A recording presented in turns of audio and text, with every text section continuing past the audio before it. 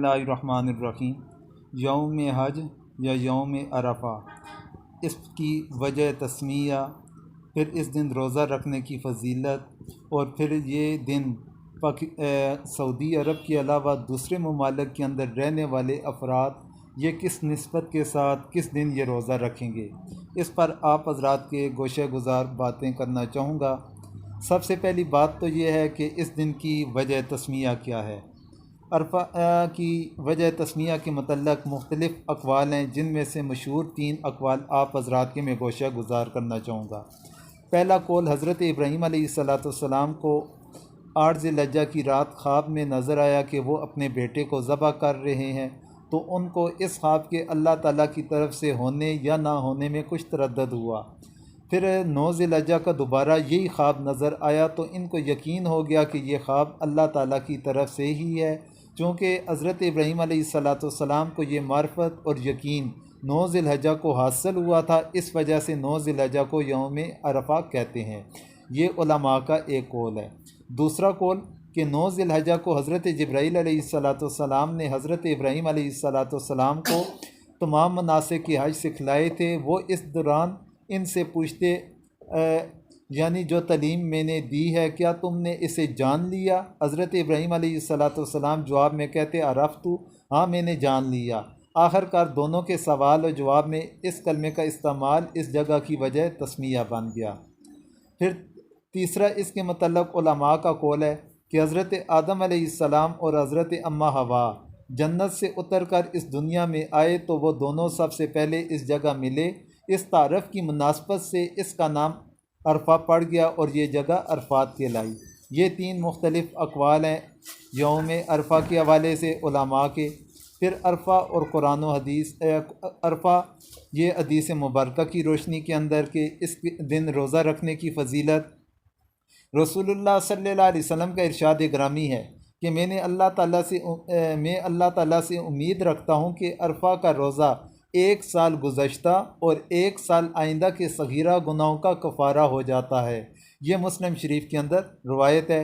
इसलिए इस सवाब का हासिल करने की भी कोशिश करनी चाहिए, और इस हदीस मुबारक से इस रोज़े की फ़जीलत का एक इंसान अंदाज़ा लगा सकता है।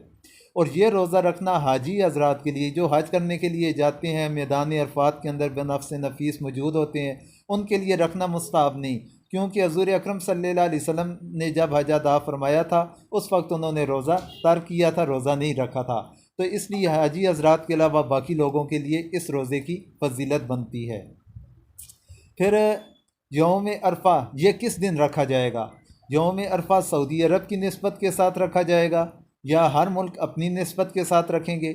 बाज़ लोगों की सोच है कि हमारे यहाँ तो अरफात का दिन या हज का दिन सऊदी अरब से 1 दिन पहले आ रहा है। पाकिस्तान की अवाम या इसके साथ जो मुत्तसिल ममालिक हैं, तो उन लोगों की ये सोच है कि हमारे यहाँ तो 1 दिन सऊदी अरब में 1 दिन पहले यौम अरफा होता है, तो इसलिए फिर हमें भी 1 दिन पहले रोज़ा रखना चाहिए। अगर इंसान ये सोचता है, ख़ास तौर पर हमारे मुल्क पाकिस्तान के रिहायशी या हमारे कुर्ब जवार वाले ममालिक, तो कि हमारे यहाँ तो सऊदी अरब में 1 दिन पहले होगा, तो हम फिर उनकी निस्बत से 8 ज़िलहज्जा को जब हमारे यहाँ हो तो हम उस दिन 9 ज़िलहज्जा का रोज़ा रख लिया करें। अगर हमारी ये सोच बनती है, फिर वो ममालिक भी हैं कि जिन ममालिक के अंदर अरफात यौम अरफा सऊदी अरब से 1 दिन बाद में आता है, उनके यहाँ 10 ज़िलहज्जा बन जाएगी, जबकि 10 ज़िलहज्जा के दिन रोज़ा रखने की ममानियत है। तो इस तरीके से ये मामला गड़बड़ बन जाता है। फिर इसी तरह सिर्फ रोज़ा रखना तारीख़ के हवाले से मुत्तसिल एक जैसा होना, ये तो बराबरी लाजमी नहीं।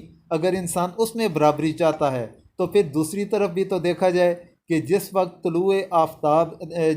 तुलुए फ़जर होगी, सहरी का इख्तिताम सऊदी अरब के अंदर होगा, जो वक्त उस वक्त होगा, फिर हमें भी उस वक्त सहरी को ख़त्म करना चाहिए। और जब वो अफ्तार का उनके यहाँ वक्त होगा, तो फिर हमें भी उस वक्त अफ्तार करना चाहिए। अगर ये बंदा सोचेगा, तो फिर जिस वक्त वहाँ पर सहरी का इख्तिताम है, हमारे पास उस वक्त कौन सा टाइम होगा? उनके यहाँ जब अफ्तार का वक्त होगा, तो हमारे यहाँ कौन सा टाइम होगा?